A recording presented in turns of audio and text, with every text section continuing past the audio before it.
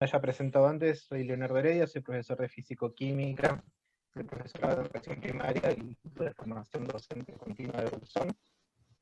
Mi primera pregunta para ustedes es si se escucha bien, porque tuvimos poca internet hoy, poca no, mala internet hoy. Por ahora todo bien. Asumo que las cabezas que hacen así es porque sí. Bien, fantástico. Escucha bien. Gracias.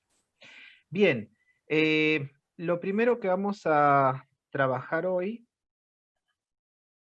ahí vamos a primero compartir pantalla, porque si no, no voy a poder hacerlo.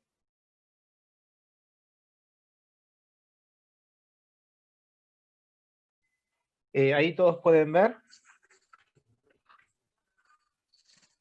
¿Sí? ¿Se ve?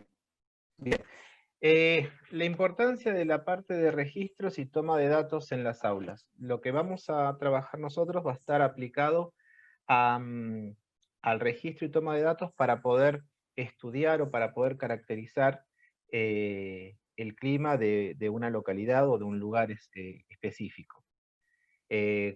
Entonces, la idea sería, ¿para qué sería importante tomar estos registros? O sea, ¿por qué me importan a mí tomar estos registros en el cual yo pueda empezar a trabajar y a recolectar datos? Mientras les dejo este texto para que vayan leyéndolo de a poquito, vamos comentando que no es nuevo este abordaje a un concepto, a un saber desde las aulas, ¿sí? Hay pedagogos muy importantes que han tenido esta iniciativa y la han llevado a cabo. El texto que corresponde a la diapositiva que están viendo es de Juan Pestalozzi, de un alumno de Juan Pestalozzi, que relata una experiencia que ellos hacían como para también ir reconociendo el terreno, ir reconociendo los accidentes del terreno, inclusive hasta procesos de formación. María Montessori, que seguramente la deben haber sentido nombrar varias veces, también se dedicó a incluir el estudio del ambiente dentro de sus prácticas, inclusive fue una de las propulsoras de poder incluir el estudio llevado a cabo de huertas en las escuelas. Lo que más llama la atención en su lineamiento es el hecho de que ella proponía que el estudio del ambiente tenía que llevarse a cabo desde el contexto desde el contexto y las posibilidades de cada lugar y de cada escuela.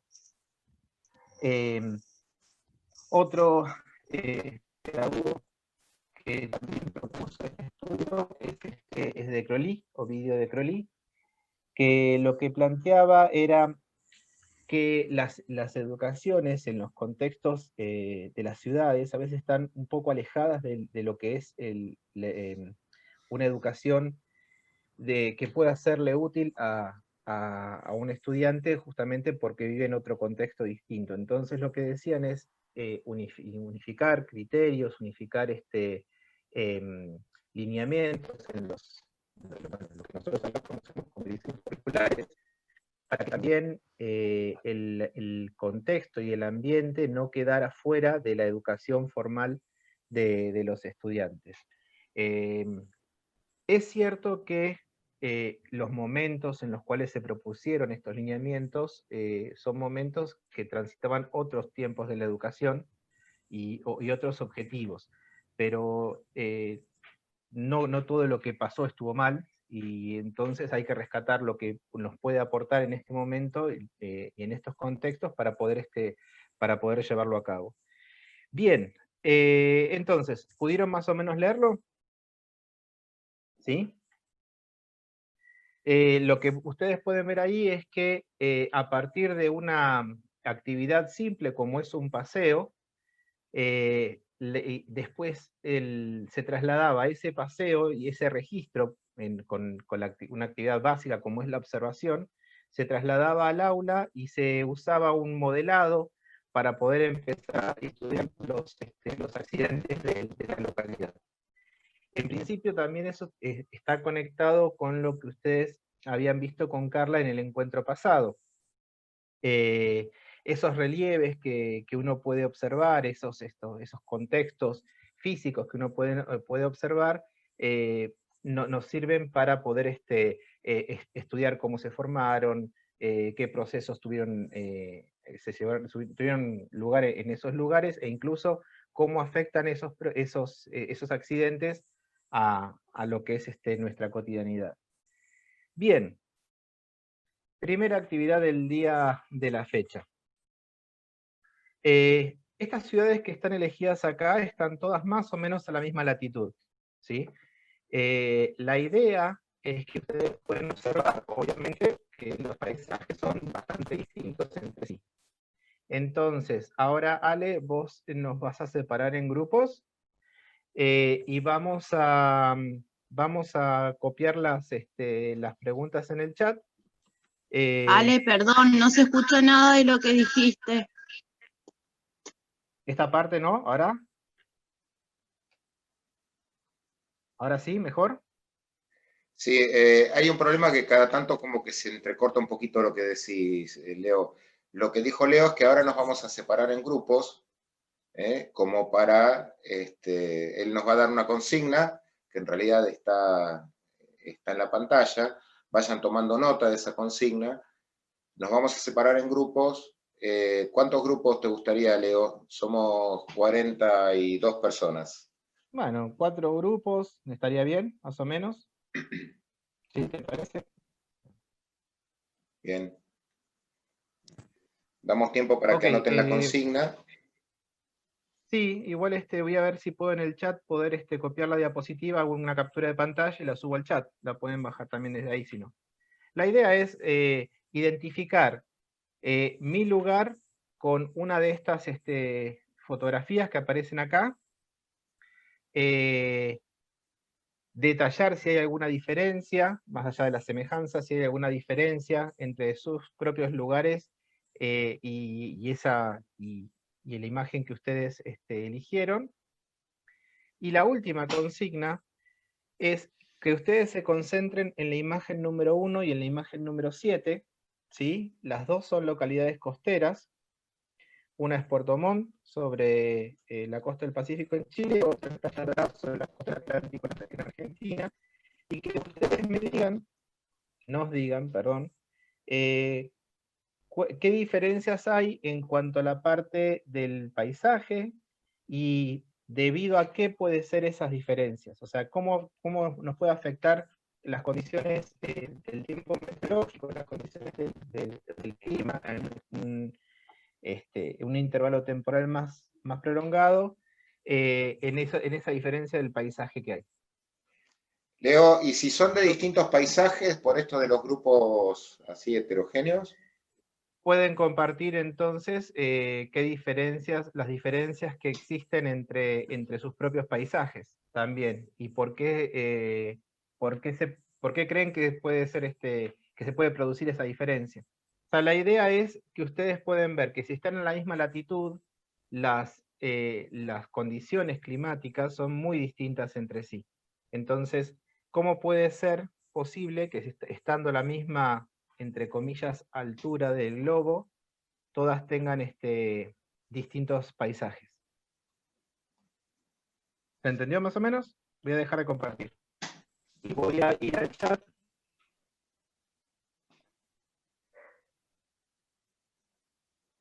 Y voy a pegar ahí las cosas mientras las consignas, mientras Ale va preparando los grupos. ¿Puede ser, Ale? Sí, ya estoy en eso. Dale.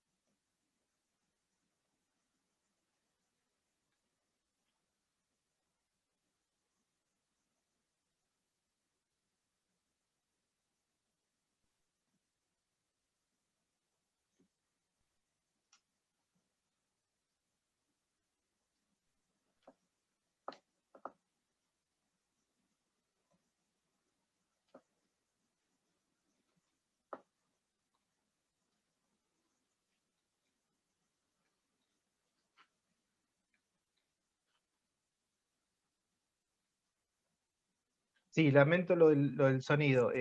Lo estoy tratando de mejorar desde acá, pero... A ver. Es problema de mi conexión.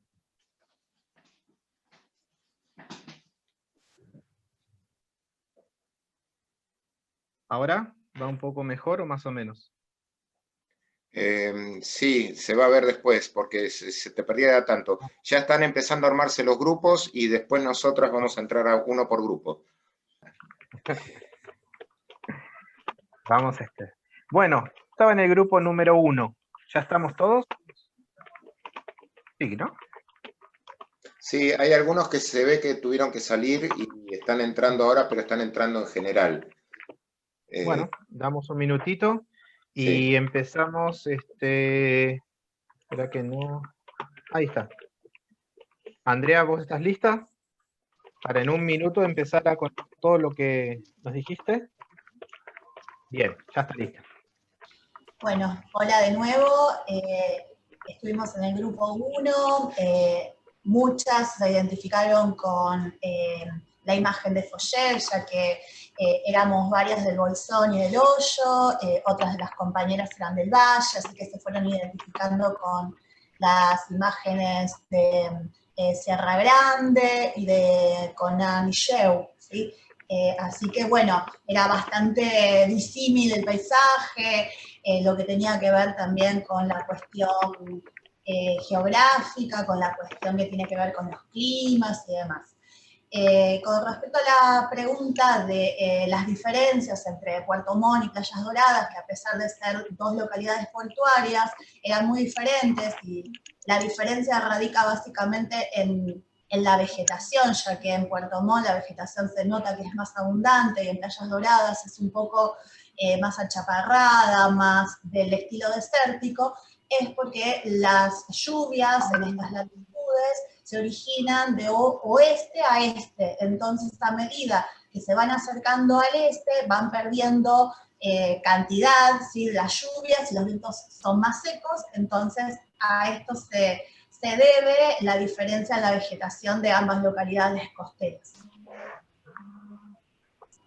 Bien, muchas gracias.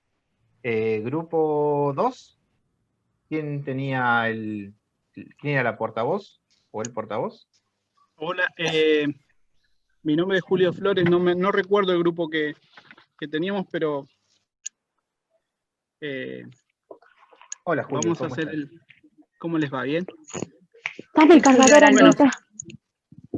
La compañera que me antecedió en la palabra, creo que nos dio un aporte importante para las hipótesis que veníamos trabajando en el grupo. Nosotros en el debate de reconocer las semejanzas y las diferencias entre Playas Doradas y Puerto Montt, entendíamos que una barrera importante, una barrera natural como es la cordillera de los Andes, era determinante e influía en los climas de las dos ciudades. Planteamos que, bueno, que por un lado el viento también es un elemento importante que determinaba un clima húmedo por un lado en Puerto Montt y un clima seco en Playas Doradas. Trabajamos esa hipótesis, debatimos ese eje y bueno, la compañera que nos antecedió probablemente nos haya dado la respuesta, es que las lluvias de oeste a este se van disminuyendo y eso determina un clima húmedo y un clima seco, ¿sí? Dentro también de este debate planteamos, bueno, cómo ve el rol del viento, si hipotetizamos sobre cómo puede influir si el viento en Playas Doradas viene del mar hacia el continente o del continente hacia el mar. Bueno, hacíamos en general un debate ahí, hacíamos aportes. Y otra hipótesis que trabajamos, y quizás alguien nos pueda dar una certeza de lo que sucede, tiene que ver con que si Puerto Montt es un desprendimiento de la selva valdiviana, eso determina su clima húmedo y obviamente su vegetación abundante y verde. También es una de las hipótesis que esgrimimos en el grupo. Así que esos serían los aportes del grupo Gracias. Gracias, Julio. En realidad sí, o sea, bastantes hipótesis. La idea ahora es tratar de ver de qué manera se pueden probar o no. No sé si desprendimiento de la selva valdiviana, pero bueno, evidentemente sí, durante el trayecto estábamos discutiendo nosotros entre Argentina y Chile, la vegetación también se va haciendo quizás más exuberante. Grupo 3. Yo no sé, tampoco sé qué número son. Bueno, dale, Verónica. Bueno, sí. Bueno, en primer lugar, muchas cosas similares a las que dijo los compañeros que me antecedieron. En nuestro grupo había gente del Bolsón, que encontramos muchas similitudes con Foyel, por la zona montañosa, de bosque, un clima similar, aunque por ahí la diferencia la veíamos en las temperaturas, por la altura de los lugares, algunas diferencias también en la urbanización, en la cantidad de población. Bueno, hubo un grupo de personas que eran de La Marque, Villa Regina y Roca. Bueno, ahí también asociaban su paisaje de meseta, lo asociaban a Sierra Grande, por escasa vegetación, zonas de viento. Y bueno, y ahí se conversó un poco en un momento sobre, bueno, las diferencias que había dentro de la misma zona, de distintos lugares. La zona de meseta, muy diferente de las costas de los ríos o de los lugares donde se producía, por ejemplo, las chacras. Y ahí, bueno, se conversó un poco de que la intervención del hombre, la creación de acequias para mejorar la producción. Bueno, ahí marcaban dentro de la misma zona una diferencia importante en el paisaje.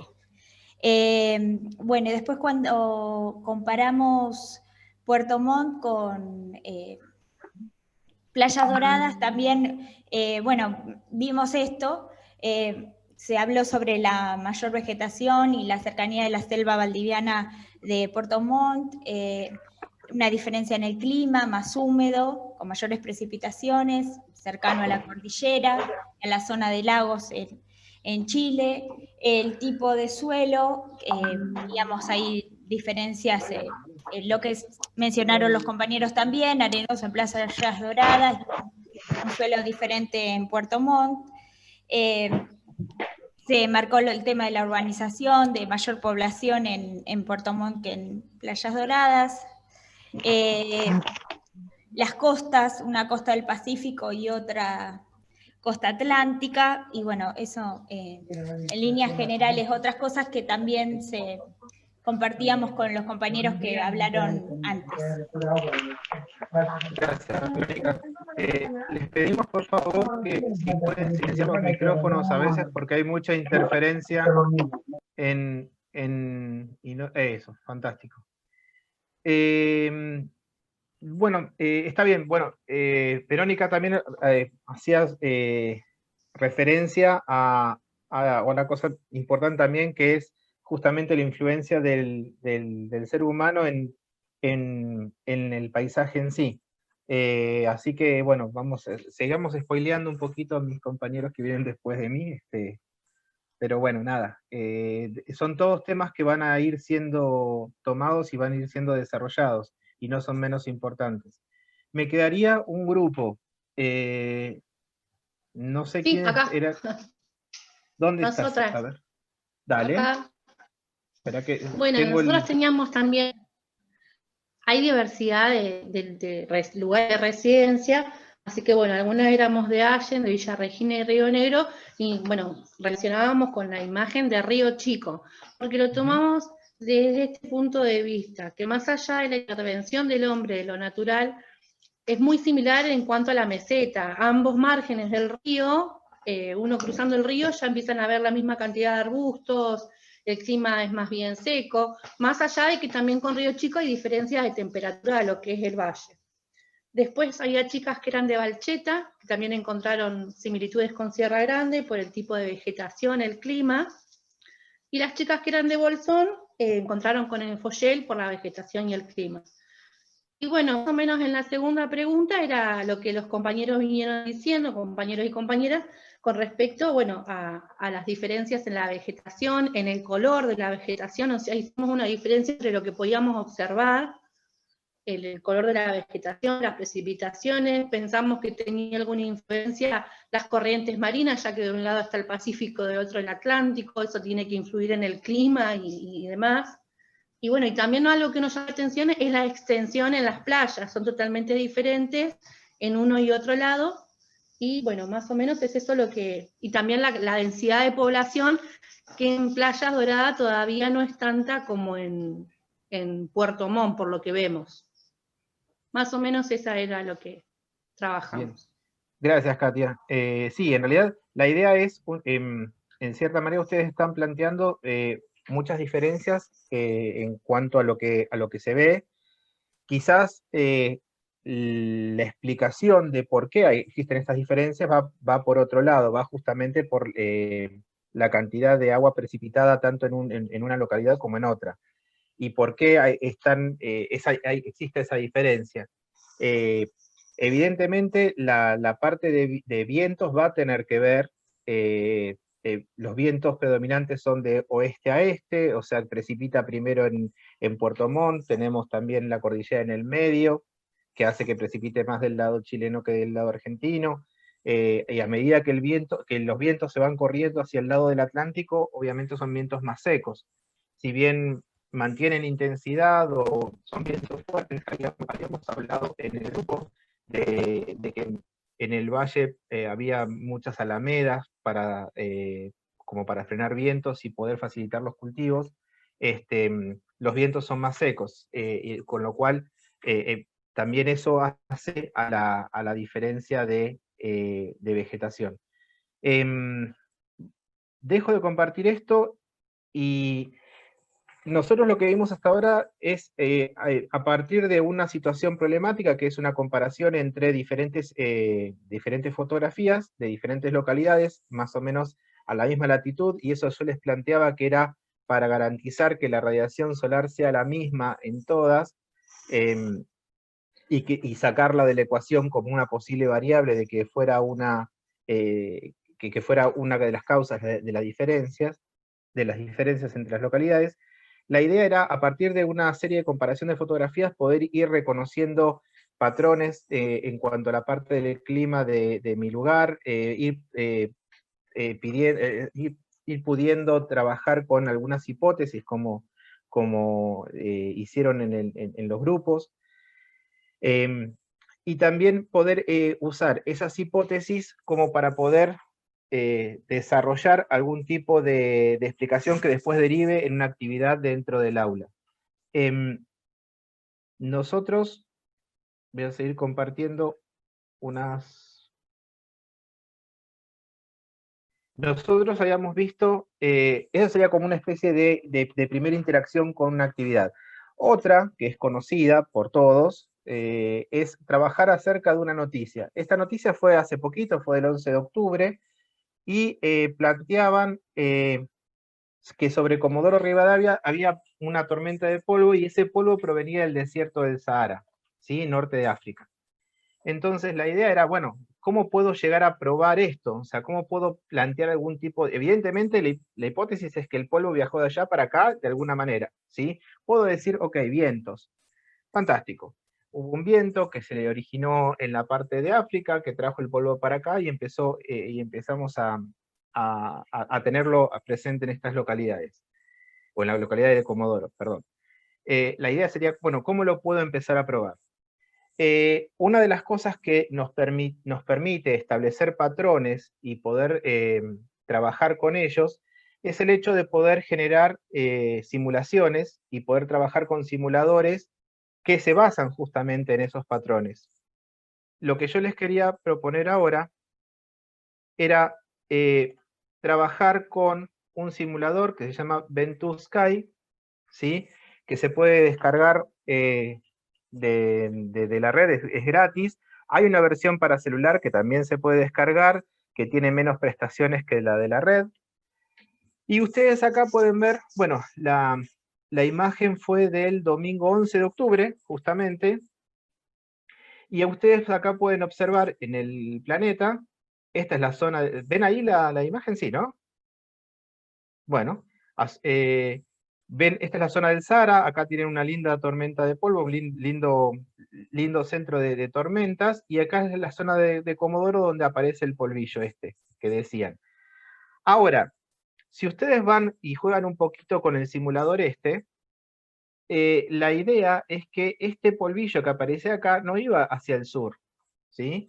De hecho, este polvillo apareció sobre las costas de Cuba, sobre las costas de México después. Entonces, ¿cómo era posible que podemos explicarlo en función de, por ejemplo, de los vientos, cómo había llegado polvo del Sahara a las costas de Argentina? Entonces, la idea de empezar a poder buscar recursos para poder probar nuestras hipótesis justamente tiene que ver con esto.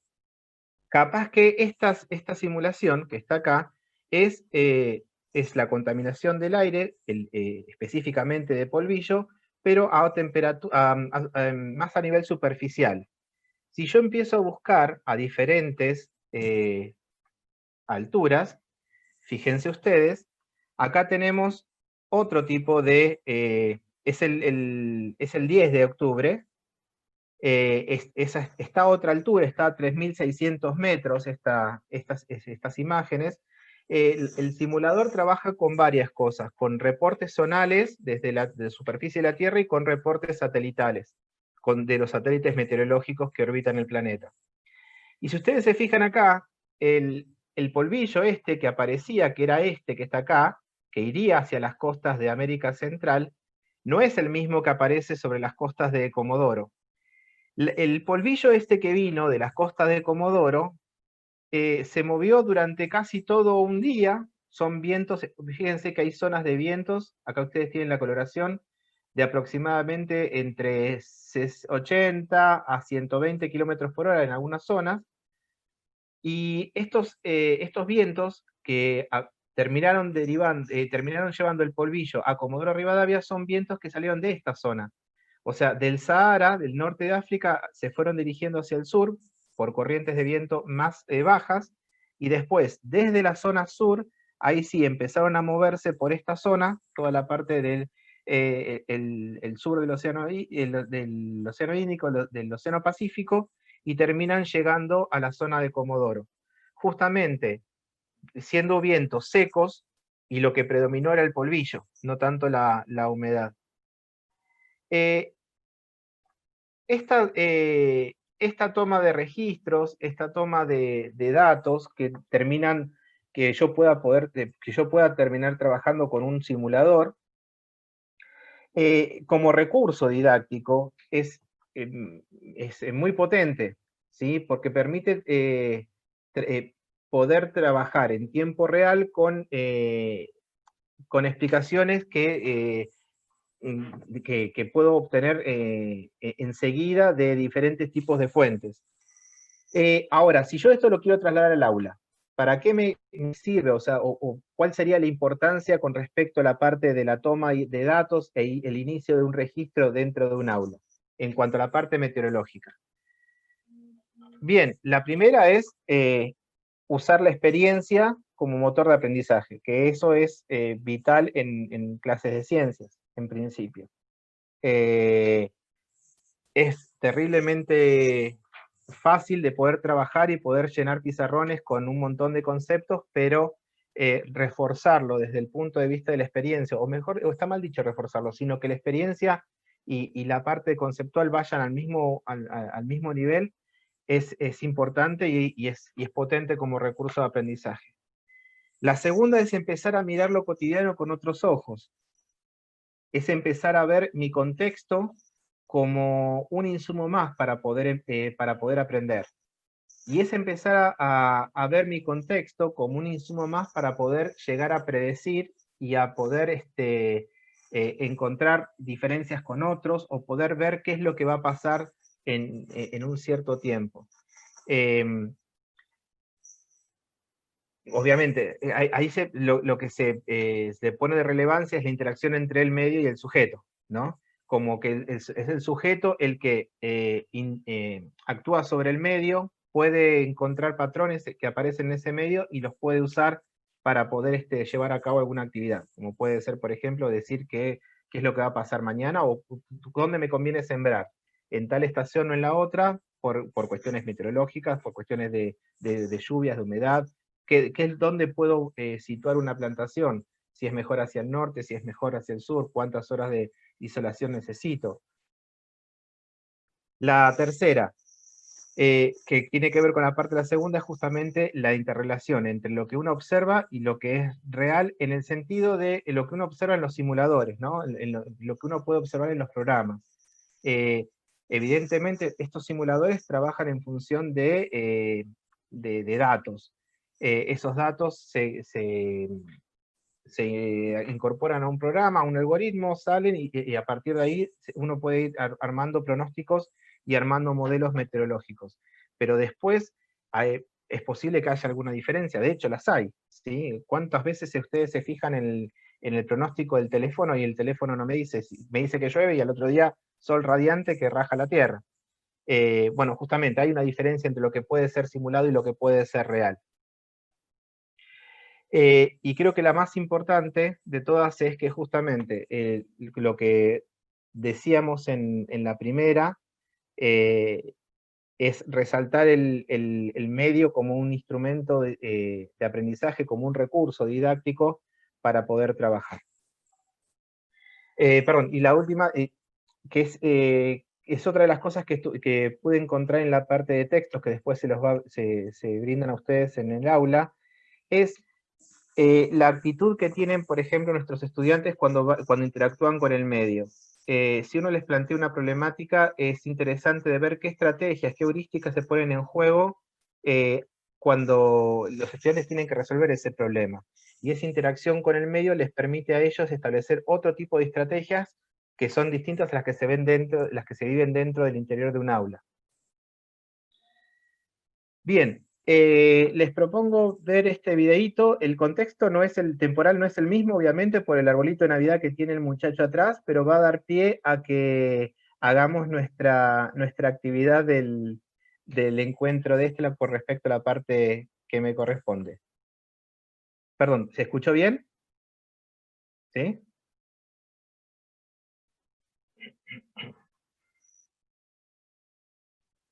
Perdón.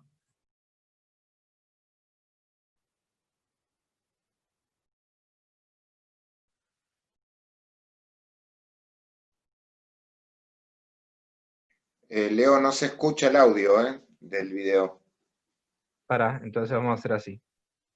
Dejo de compartir, comparto, vuelvo a compartir con audio.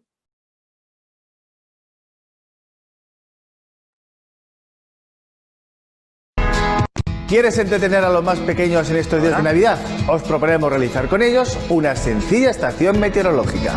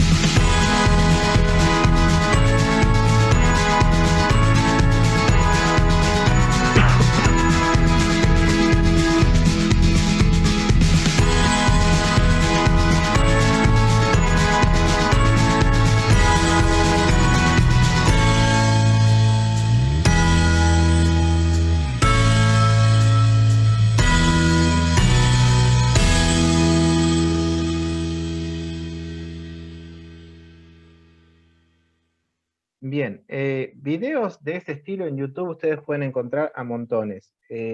Los que elegimos fueron Elegimos este porque era uno de los más sencillos y los más fáciles de poder hacer y de poder llevar a cabo.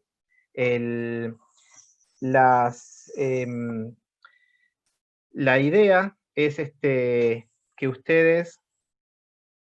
¿Quieres entretener? No, de vuelta no, ya me entretuviste.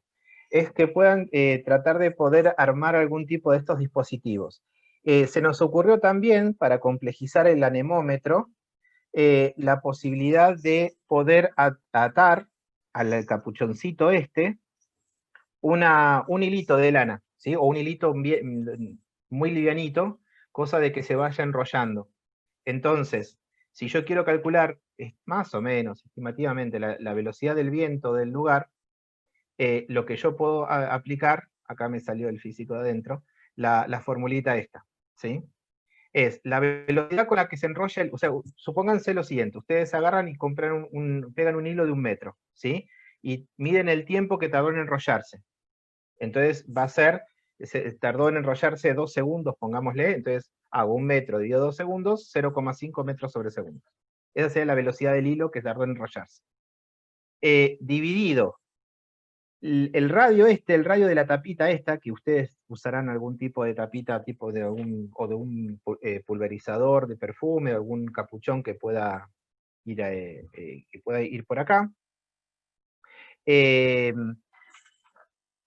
Eso, multiplicado por el radio de la hélice, o sea, del radio de acá, la medida que va desde acá hasta el borde, eso más o menos estimativamente me daría la velocidad del viento. Obviamente, es toda medición, estoy introduciendo un montón de errores de sistemáticos, errores en la toma de los datos y todo, pero más o menos da, ¿sí? Bueno, entonces, sigamos, se pide como actividad, ¿sí? Esta es la parte, la parte más cruel de la exposición. La construcción, por lo menos uno de los elementos que aparecen, el registro numérico, fotográfico de videos del uso del elemento que ustedes plantearon, y después, para el final del curso, la idea de que ustedes comparen los registros que tomaron con lo que marca, por ejemplo, el simulador, el Ventusky que vamos que voy a hacer lo siguiente, por una cuestión de tiempos. Les voy a armar un tutorial en estos días y lo voy a subir a la plataforma del aula para que ustedes puedan ver cómo bajarlo y cómo trabajar con el simulador ¿Hasta acá alguna duda? ¿Preguntas? ¿Inquietudes? No me pueden negar la tarea porque les puse el gato con botas acá haciendo ojitos para que la hagan. Así que la tarea no se puede negar de hacer. Es la parte más linda, claro. Es la parte más linda, sí, obviamente. Leo. Sí, Karina. Sí, claro. Sí. En la actividad anterior se nos presentó una duda con una compañera de poder hacer la actividad entre dos. ¿Esta actividad se puede hacer en parejas o es siempre individual? ¿Cómo es? En principio, esta es la parte donde mis compañeros me ayudan un montón y me dicen, me dan todo su apoyo. Mira, en un momento lo habíamos charlado y sí, lo que se nos presentaba la dificultad, aparte de la dispo, que hay que respetar, nos parecía que se les complicaba hacerla en pareja, por ejemplo, por todo esto de la virtualidad y demás. Yo calculo que no hay problema en que se haga en pareja. Por ahí, en vez de hacer un instrumento, pueden hacer dos. Digo, ¿no? Y Leo, por ahí, lo que yo decía es que pueden compararlo con también algún otro tipo de modelos, ¿no? Como, qué sé yo, el pronóstico de servicio meteorológico. Sí, claro. Sí. Sí, la idea era poder dejar en el aula distintos tipos de páginas donde ustedes pueden acceder a distintos modelos y que puedan compararlos como para también poder llegar a ver cuál es más fiable de todos, ¿sí? Sí, totalmente. Eso en la semana lo voy poniendo. Igual vamos a jugar un poquito el próximo encuentro con eso. Sí, sí, por una cuestión de tiempo se me complicó, pero sí, ok. A todos les gusta jugar con el Ventus Sky. Bueno, va a estar en el aula la actividad, sí. Sí. Sí, Leo, hay una participante que dice que se perdió la explicación. Yo subo el tutorial y igual va a quedar en el video lo que fuimos armando hasta ahora. Y después yo subo un tutorial cómo usar el simulador este que les presenté hoy. Siempre recuerden que estas clases... ¿Y cómo nos va a salir? Sí. Bien, ¿no? Todos estos encuentros están grabados en el canal de YouTube del Ministerio de Educación de la provincia de Río Negro, así que cualquier cosa pueden recuperar, aunque sea esta partecita, porque escuchar todo de nuevo por ahí va a ser muy aburrido, pero la parte que perdieron la pueden recuperar ahí. Buenísimo. Yo, en principio, Mica, ¿querés hacer...? Una Si no hay- preguntita, ¿puedo hacer una pregunta Sí, Mariela. antes de Sí, continuar? claro. El tutorial para armar el dispositivo lo va a dejar en la plataforma. Sí, Y el la videíto clase- ese que...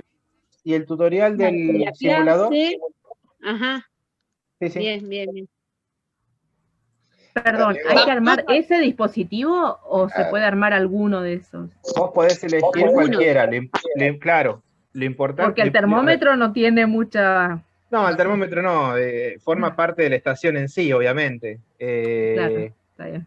A menos que quieras armar un termómetro. Yo hago podés el buscar termómetro. algún, tutorial y... No, Bueno, puede ser. no ese. No, ya sé. No, la idea es que puedan armar uno y puedan registrar. Lo importante Bien. es que les sirva de base para que después, en algún futuro presencial, puedan armar una estación meteorológica en sus dispositivos, en sus respectivos cursos, perdón. Eso Está sí. ¿Tenemos que armar algún video o algo de cómo lo vamos armando o no? Fotos, videos, el registro queda a criterio de ustedes. Fotos, videos, lo que sea. Perfecto. Igual la consigna va a estar en la plataforma virtual, También. así que no se preocupen, El lunes. todas esas ¿Cuándo va a dudas van a estar solucionadas.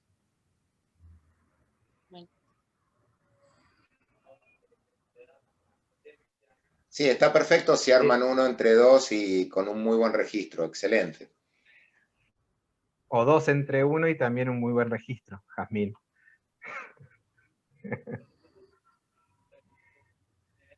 Sí, no hay problema. Dependiendo Bueno, del tiempo, ¿cuánto tiempo tenemos? No, de acá al próximo encuentro, así que es Son uno por Es mes. el Es un poquito menos de un mes. 19, ¿era del 11? No. Sí, más o menos. No, es un poquito antes, me parece no. que es el 16, después nos fijamos El bien. 16. Es el 16. El 16, sí. Sí. Ahí ya no tiene que tener el trabajo hecho, subirlo a la plataforma. Claro, de la fabricación del dispositivo que ustedes eligieron y ¿para qué? Ya te digo. Porque eran 2. Y del registro, algún tipo de registro de cómo lo fueron haciendo. Sí, por eso. Y eso lo vamos a subir después a la plataforma. Sí, exacto. Y después lo que sí, la recopilación de datos lo dejamos para el final también. Sí. Traten de ver si pueden hacer alguna medición también, ¿no? Como para poder, traten de ver, no, hagan alguna medición. Perdón. ¿Algo más quiere? Porque ahora que no sé, si vamos arriba del techo. Le puse el gatito como para que también Bueno, Mica, te dejo. Bueno, bien. Igual ahí está. Me están preparando el PowerPoint. Bueno, mientras me presento.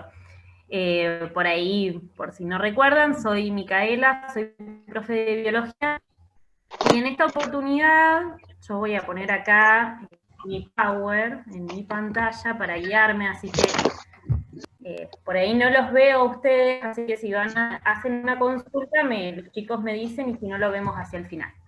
Bien, en esta segunda parte del segundo encuentro nos vamos a centrar en lo que sería el análisis del paisaje, incluyendo los conocimientos que la ecología como disciplina científica nos brinda. Lo que vamos a hacer es ver algunos ejemplos para introducir conceptos de ecología a la hora de analizar el paisaje y también cómo esto, la ecología como disciplina científica, enriquece el análisis y el estudio del paisaje. Es preciso que hagamos un repaso rapidito de qué es la ecología, muy rápido. Si buscamos en el diccionario lo que es la definición de ecología, ahí, Alex, si haces un clic más va a aparecer la definición de ecología en un libro, en internet, o en el internet mismo, perdón, o en el diccionario, establece que la ecología se dedica al estudio de la relación entre los seres vivos, entre sí, y con el medio físico o el ambiente donde habitan. El término ecología fue acuñado en 1869 por Ernest Haeckel para determinar este estudio, ¿no? Ahí, Ale, podés pasar. Si nos vamos al objeto de estudio de la ecología, el objeto de estudio es el ecosistema. Ese ecosistema está compuesto por los seres vivos y el medio físico en el que los seres vivos habitan. Como ya dijimos, la ecología se dedica al estudio de la relación que se establece entre estos seres vivos y el ambiente físico y entre sí. Si nosotros recordamos la definición, ahí un clic más iba a aparecer. Si recordamos la definición del paisaje abordada en el primer encuentro, una más, el mapa presentado mencionaba como elemento constitutivo del paisaje a los componentes bióticos y abióticos. ¿Se acuerdan que habían una primera actividad se dedicaba a eso, a reconocer cuáles eran los elementos que constituyen el paisaje? En el ejemplo de pantalla, un paisaje costero destaca a los componentes bióticos y a los componentes abióticos.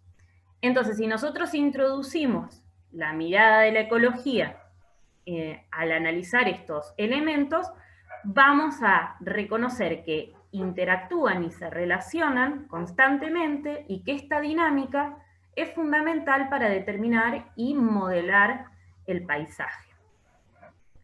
Bien, el siguiente. ¿Por qué entonces es interesante o cuáles son los fundamentos pedagógicos didácticos para introducir la ecología a la hora de analizar el paisaje? Vamos a reafirmar algunas de las implicancias que ya fueron mencionadas en el primer encuentro sobre el tratamiento del paisaje en clases, pero también sumamos y profundizamos otras. Por ejemplo, introducir la enseñanza de la ecología en clases va a permitir que los estudiantes conozcan mejor las dinámicas del mundo natural que los rodea. Sumamos, recordemos siempre, mundo natural, el medio físico y los seres vivos que habitan en él, desarrollando actitudes de respeto y cuidado por el ambiente, por el medio y los seres vivos. Va a enriquecer la mirada del paisaje, de manera que vamos a poder describir el mismo de una manera mucho más íntegra. Vamos a poder desarrollar también competencias científicas. Recordemos que las competencias científicas son formas de conocer en ciencia, los modos de conocer en ciencia, y que es esperable que todos los ciudadanos puedan desarrollarlo para un mejor desempeño en la vida. Entonces, por ejemplo, a la hora de analizar el paisaje, una de las competencias que vemos que constantemente está apareciendo es la observación, la descripción de ese paisaje. Ustedes lo han hecho en todas las actividades que venimos trabajando, y ahora sumamos el registro de esas observaciones o de esos datos que podemos obtener, en el caso que les plantea Leo, a partir de una experiencia, ¿no? Así que también el trabajar la ecología, y vamos a ver ahora de qué forma, sigue profundizando esto de la observación y la descripción. De hecho, en el diseño curricular se destaca la importancia de la descripción y la observación del ambiente. Pensemos en el ambiente como todo el conjunto, los seres vivos, el medio físico, el hombre también, y propone que a medida que van pasando los distintos ciclos, esta mirada se profundice y sea más global. Bien, la siguiente.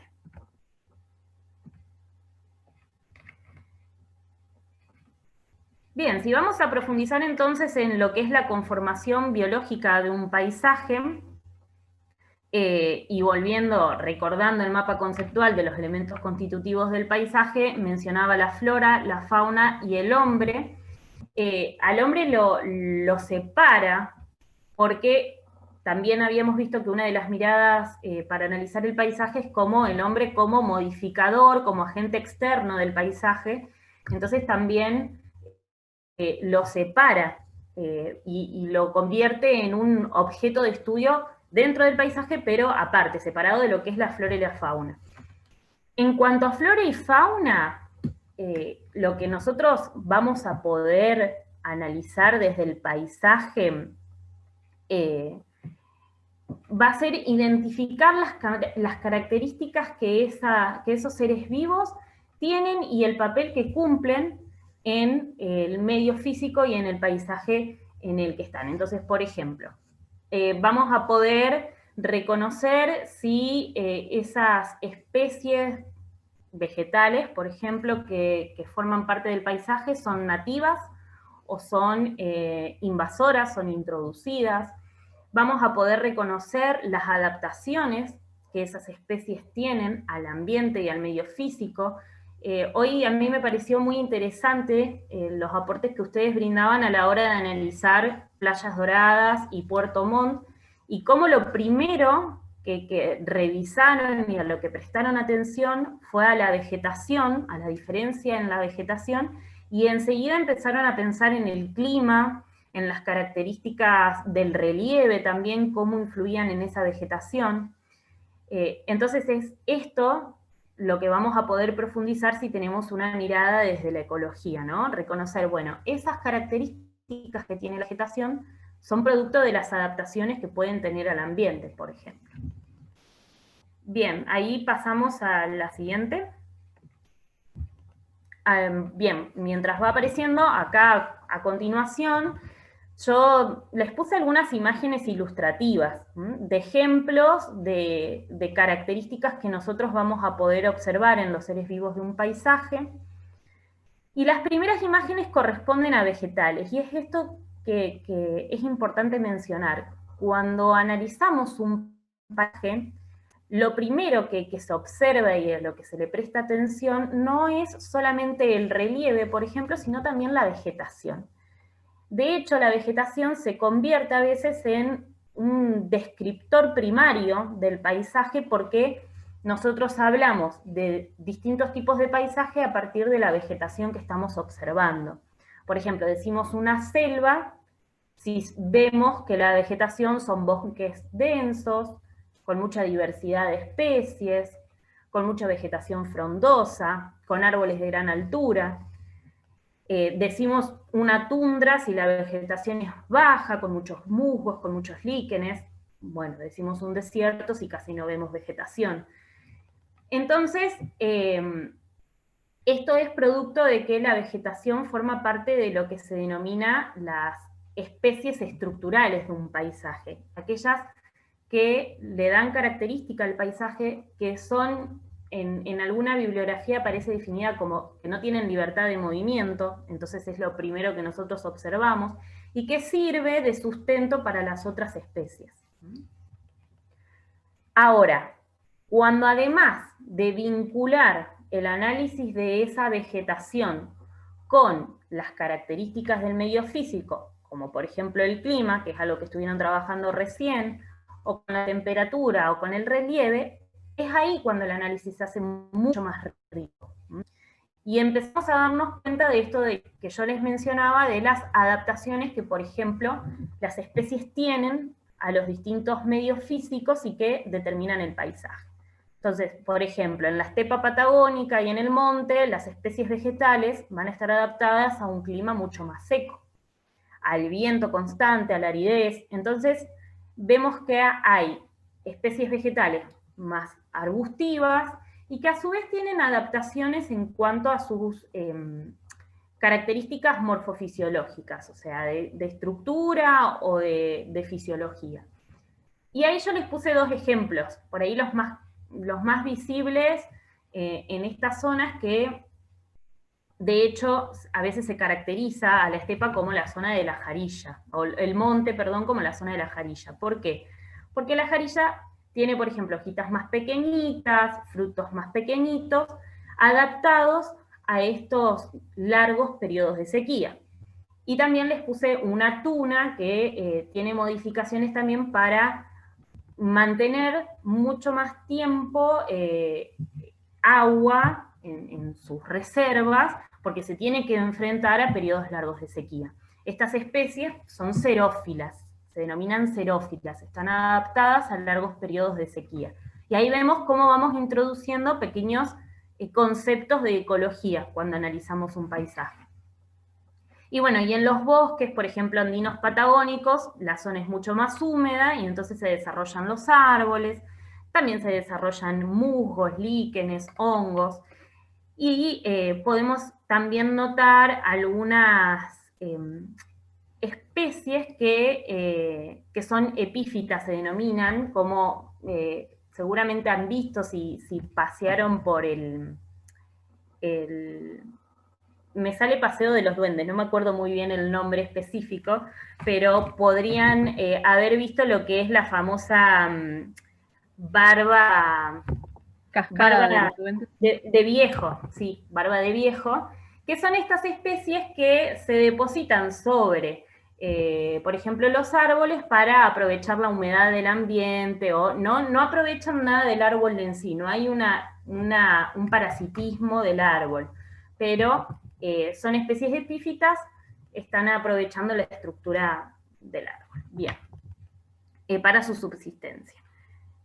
Y bueno, después hay una imagen ahí de frutas, porque también en la zona del valle sabemos que esto del desarrollo económico a partir de la fruta, del cultivo de las frutas, es porque esa zona justamente presenta las características para que pueda suceder esto. Bien, la siguiente imagen, diapositiva. Mientras tomo agua. No sé si están escuchando bien por ahí. Si voy hablando muy rápido me dicen. Yo tengo la característica de que hablo muy rápido, así que no tengo problema de que me digan. Bien. ¿Qué pasa a la hora de observar? Va perfecto. Bien, bueno. ¿Qué pasa a la hora de dedicarnos a la observación y al estudio de la fauna de un paisaje? Como yo les decía, cuando uno analiza un paisaje, es difícil pensar en cómo va a observar a la fauna, más cuando son paisajes naturales, donde las especies son silvestres y suelen mimetizarse, esconderse en el entorno. Entonces, pareciera que hay como el hombre en sí no le presta atención en primer momento a la fauna a la hora de describir un paisaje. No se incluye como elemento descriptivo del paisaje a la fauna. Entonces, ¿cómo podemos hacer para incluir a la fauna en esa observación del paisaje? Porque es un elemento. Nosotros sabemos que forma parte del paisaje, pero ¿qué pasa cuando no lo vemos, cuando no lo tenemos en una observación directa? Tenemos que recordar que podemos utilizar lo que son los rastros de las especies de la fauna. Y cuando me refiero a rastros, no me refiero solamente a las huellas que pueden dejar, que ahí hay una imagen, por ejemplo, esa es una huella de guanaco, sino a los rastros de su comportamiento, de cómo aprovechan o cómo viven en ese medio físico. Entonces, podemos observar, por ejemplo, las madrigueras, podemos observar ahí un nido de hornero, los hormigueros. Eso se puede observar, no estamos viendo a simple vista al animal, al insecto que lo produce, pero sí estamos reconociendo sus rastros y también nos da mucha información de su comportamiento. Ahora, algo importante para destacar es que siempre que hacemos estas observaciones, y en este caso, por ejemplo, que están en imágenes, y lo vamos a destacar más adelante también, es importante que esté bien claro el contexto, y que esté detallado de dónde surge ese registro, porque si no, no nos va a estar brindando la información concreta de ese rastro. Por ejemplo, esa huella podría ser de cualquier otro ser vivo si nosotros no tuviéramos en claro que fue de un guanaco que yo les estoy contando. También es importante que recordemos que la percepción del paisaje se realiza de forma subjetiva e indirecta, entonces justamente esto, podemos recurrir a los rastros de la fauna.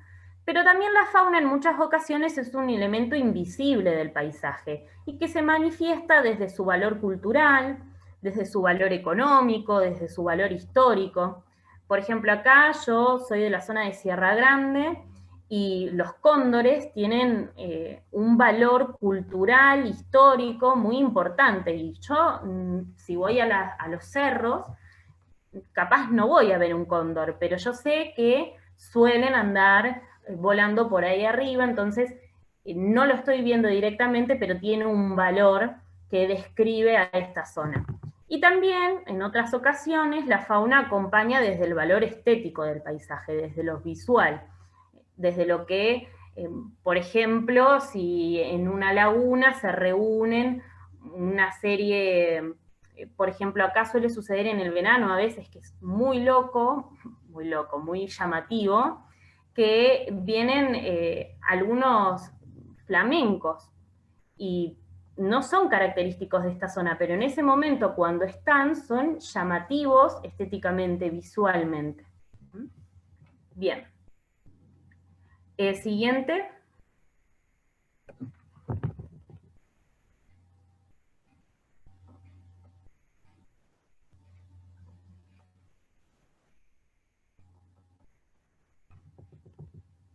¿Ale? Está un poquito lenta mi compu. No, ¿sabés por qué pregunto? Porque a mí me pareció que tenía conexión débil. Entonces digo, ya veo que me había desconectado y... Sí, estamos igual.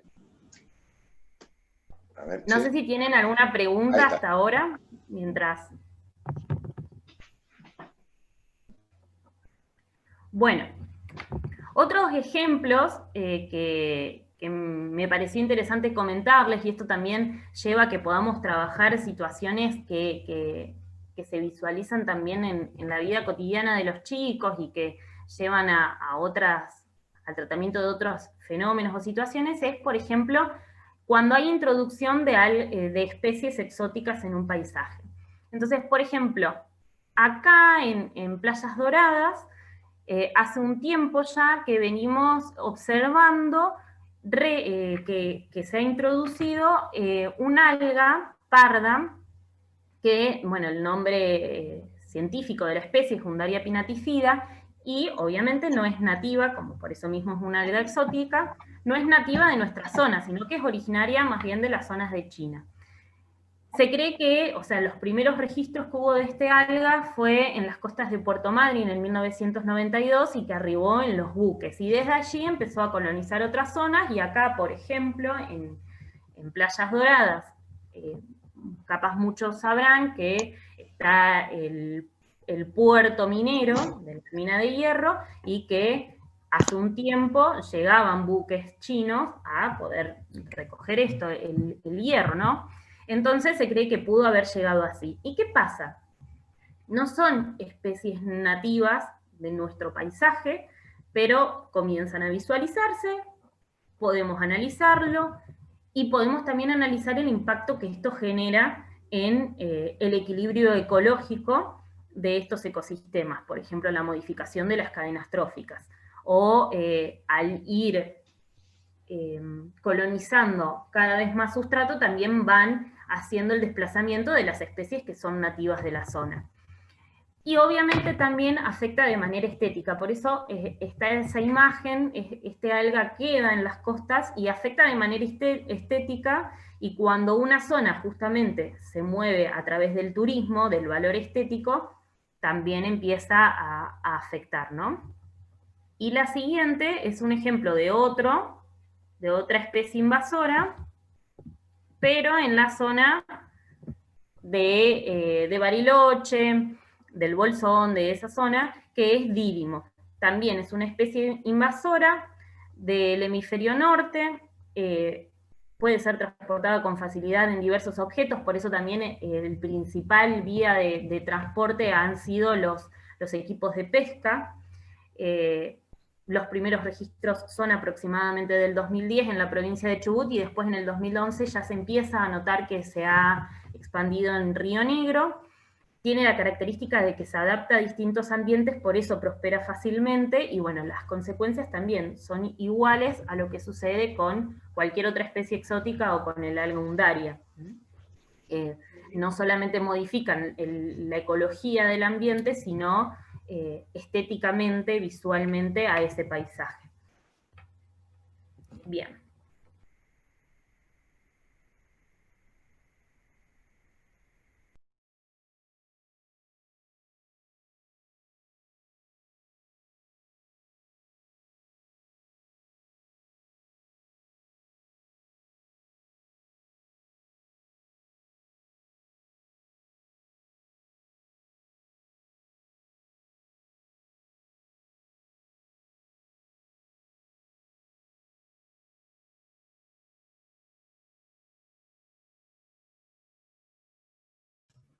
Hola, hola.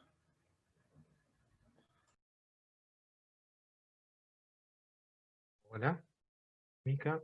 No sé si soy yo o si es Micaela.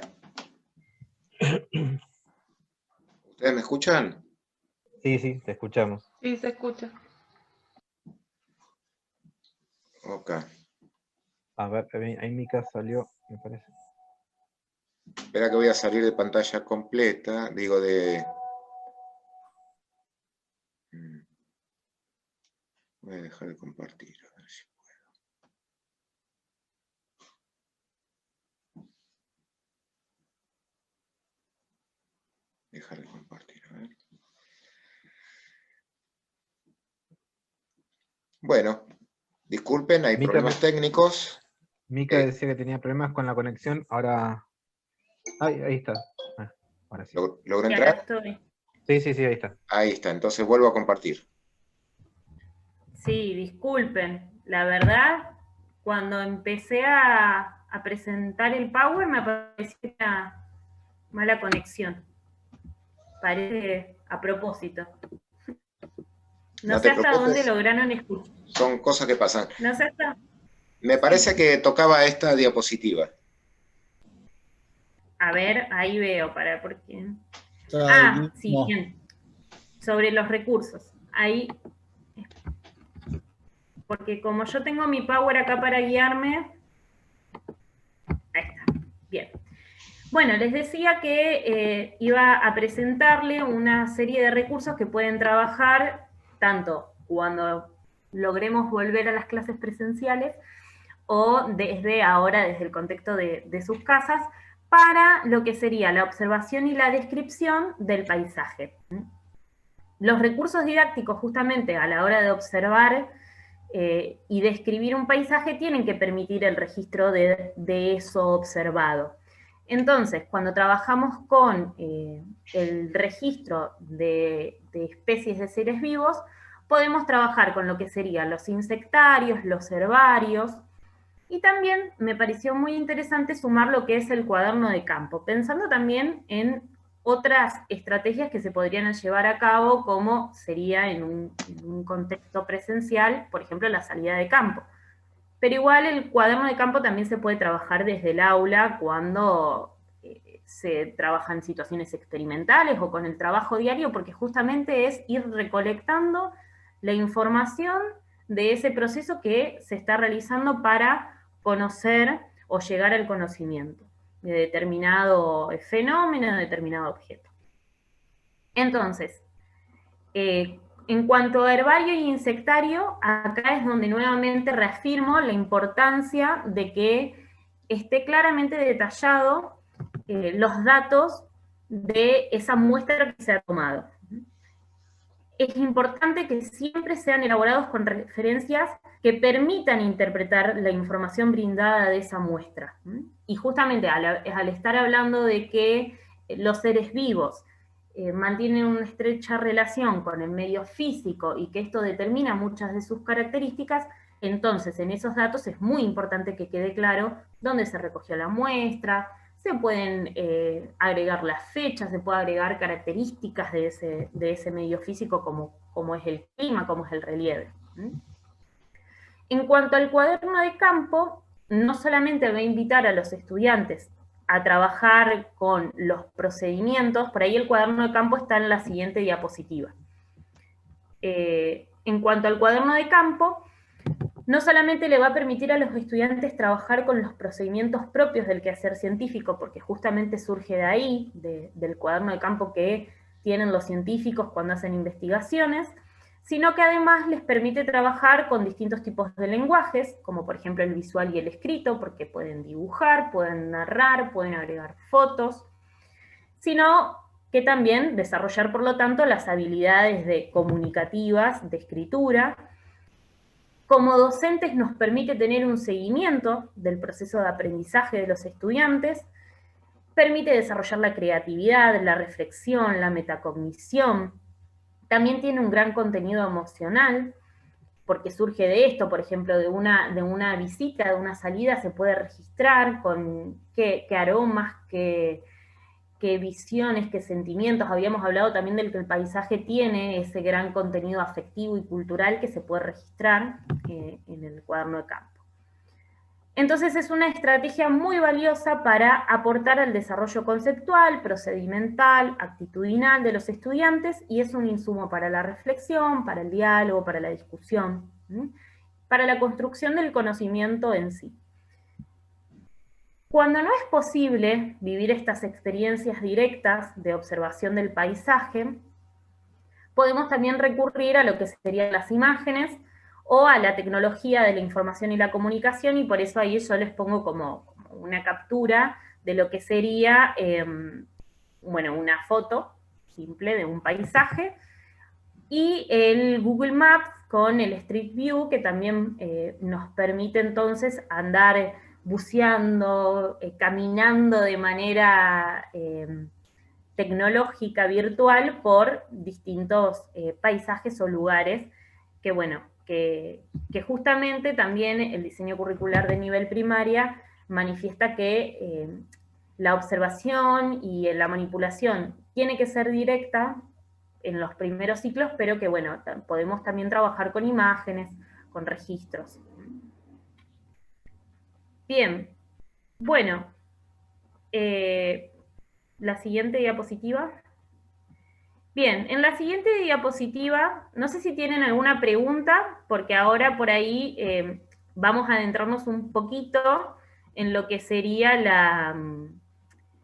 la incidencia del hombre o el papel del hombre dentro de los ecosistemas y dentro del paisaje, pero si tienen alguna pregunta de lo anterior.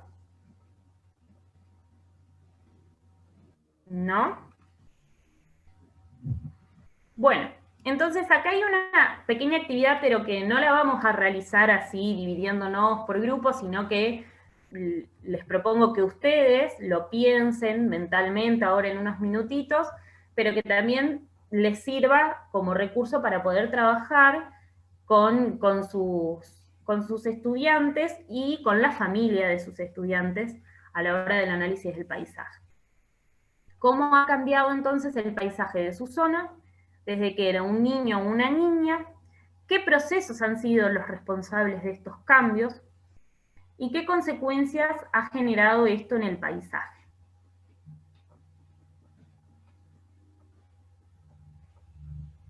Si alguien así se anima a hacer una pequeña intervención de lo primero que se le haya venido a la mente de qué procesos han sido los responsables de los cambios, o qué procesos son los que son responsables de los cambios en el paisaje, que por ahí hemos estado charlando en estos encuentros. ¿Alguien se anima? Hola, hola, ¿me escuchan? Sí. Hola, ¿me escuchan? Sí. Hola. Sí, te escuchamos. Sí, te escuchamos. Jazmín, se escucha perfecto.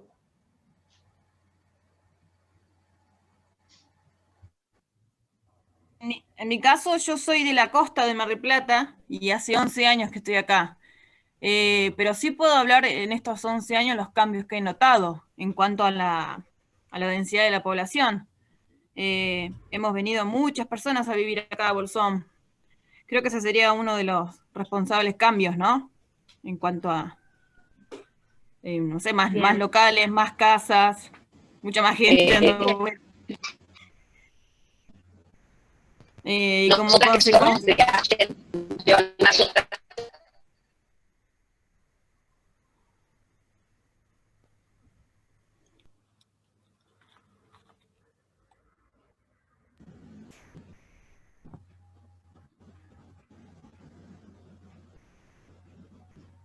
Jazmín se debe tener problemas de señal y estaba Mariana levantando la mano. Bien. Sí, Mariana. Yo decía que nosotros somos de hacer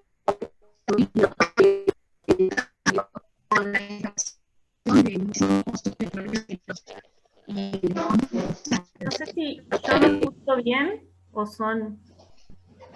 Mariana, fíjate si... Lo escucho cortado. Si desconectás la cámara, evidentemente tenés problemas de conectividad.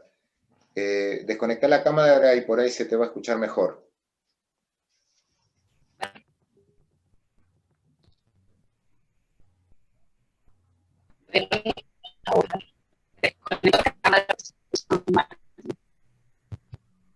A ver, ¿Ahora se escucha mejor? Sí, pareciera que sí. Sí, ahí se escucha mejor. Sí, un poquito mejor.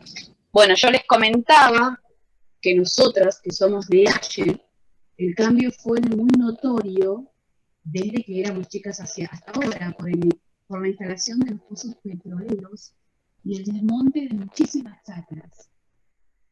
Bien. Bueno, actualmente sigue ese desmonte de chacras cercanas a la zona urbana para hacer nuevos barrios. Eso. Bien, bien, entonces acá también leyendo, por ejemplo, lo que propone Andrea, dice, los cambios que he notado están relacionados en cuanto a la urbanización, también el daño que hacen las personas a la naturaleza, creo que hay mayor contaminación.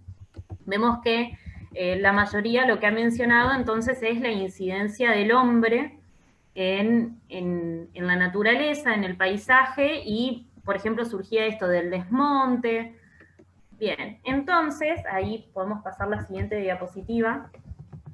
Es esto por ahí lo que decía Leo del spoiler, de lo que íbamos a hablar nosotros. Yo hago una breve introducción, después van a poder profundizarlo con el otro profe. Perdón, sí, no, está bien, está bien.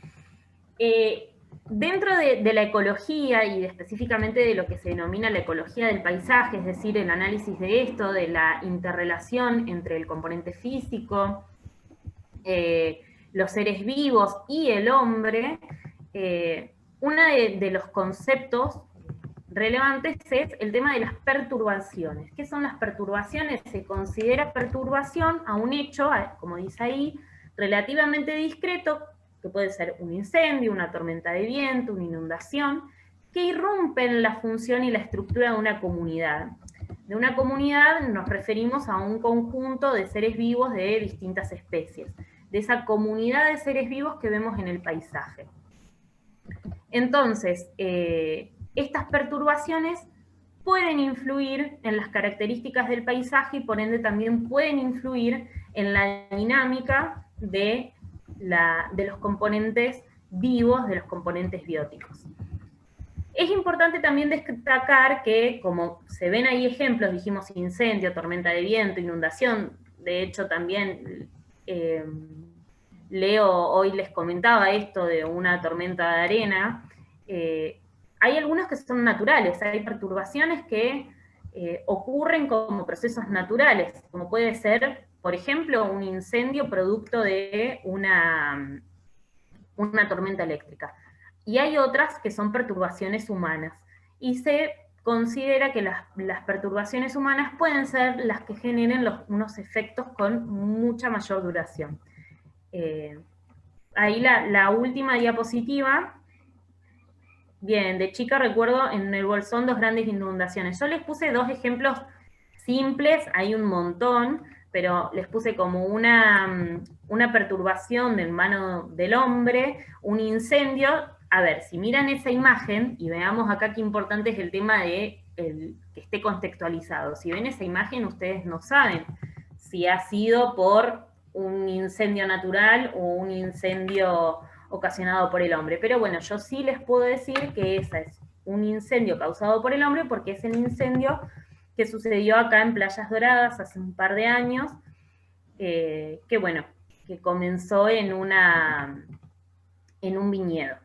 Y al lado tenemos lo que fue la erupción del volcán hace un tiempo también, y bueno, la foto es de la zona de Bariloche. Como las cenizas del volcán, bueno, que también llegaron se extendieron hacia bastantes zonas de Río Negro, afecta. Fíjense cómo afecta el paisaje a nivel estético, pero también, evidentemente, genera perturbaciones en lo que sería la dinámica de los ecosistemas, afecta también a los seres vivos. Esos serían los 2 ejemplos. Bien, hasta ahí sería mi presentación de conceptos que podemos trabajar en el aula a la hora de analizar el paisaje y que incluyen a lo que es la ecología. No sé si tienen alguna consulta final.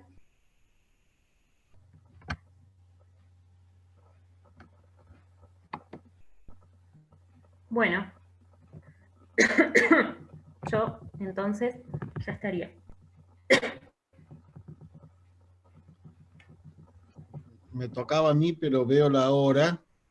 Bien. Y nos ha sido como muy largo, muy intenso, y así que solo dejo algunas ideas, una pregunta para que les quede meloneando en la cabeza nada más, y el próximo encuentro arrancamos desde ahí.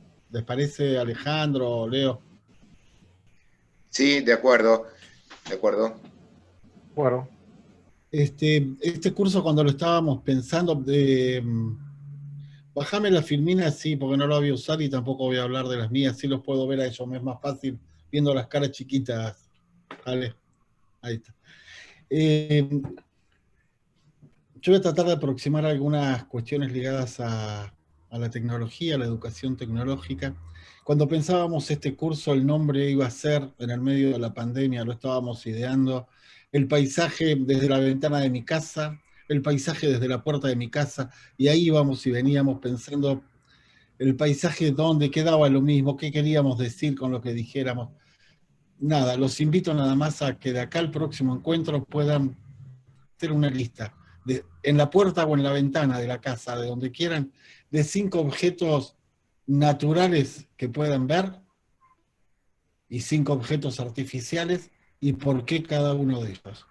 El artificial por qué y el natural por qué, lo pueden meter en esa lista. Arrancamos con esa apuesta común, el próximo encuentro seguramente vamos en la dirección del mundo artificial, mundo natural y la incidencia, por ahí vamos a tomar, pero para que puedan ir pensando, un gusto haber trabajado hoy con ustedes.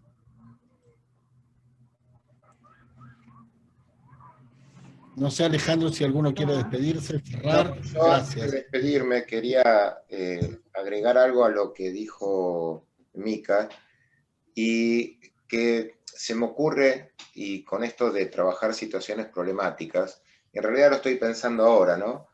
Que dentro de estas perturbaciones que mencionaba recién Micaela, hay perturbaciones naturales que son periódicas, ¿no es cierto?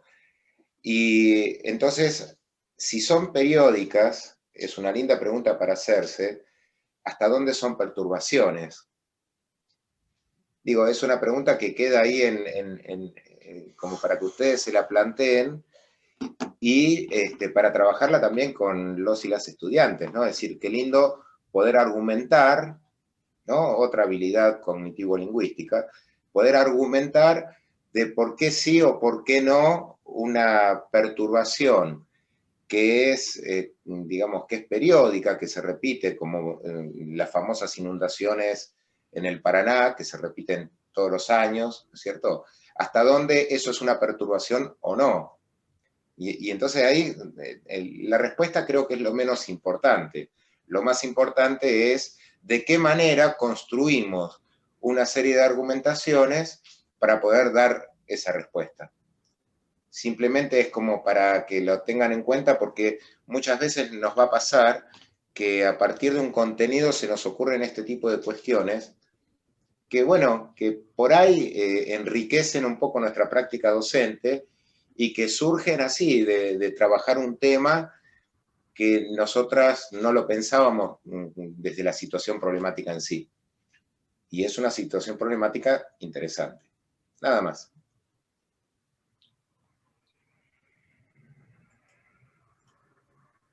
Adriana está levantando la mano. Adriana Caballero. ¿Qué pasa el pizarrón?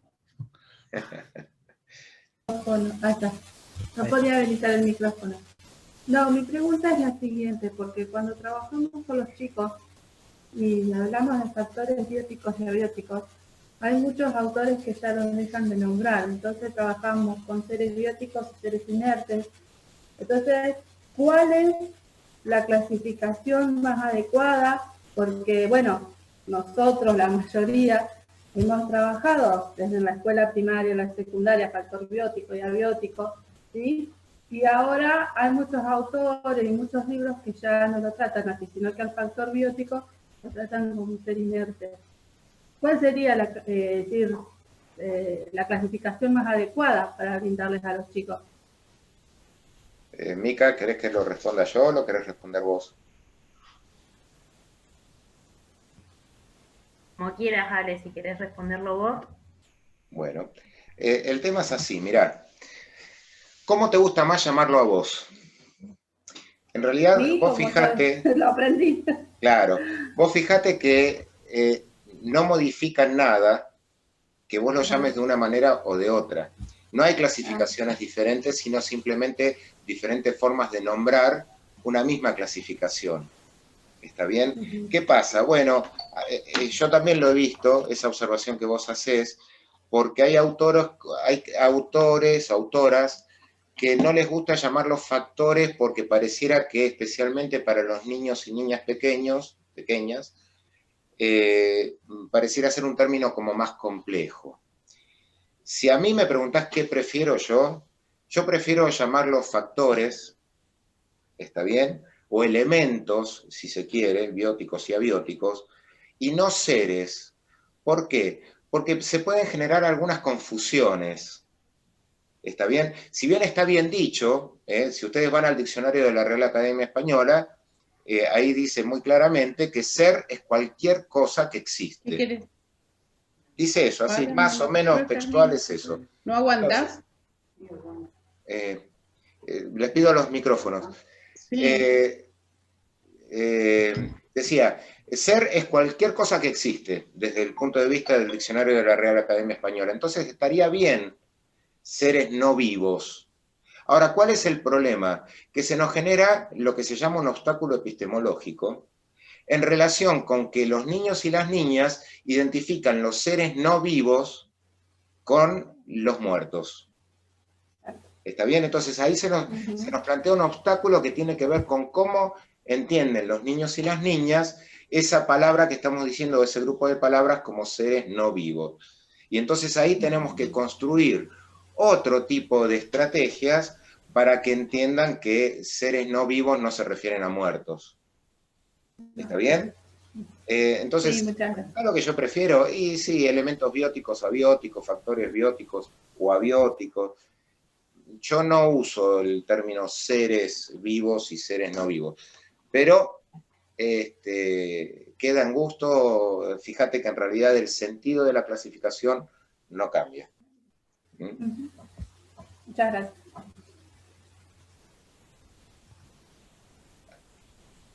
¿Alguna otra pregunta que quieran al equipo? ¿A Leo? ¿Algo que haya decantado antes? Bueno, entonces vos abriste, Leo. Gobierno de Río Negro.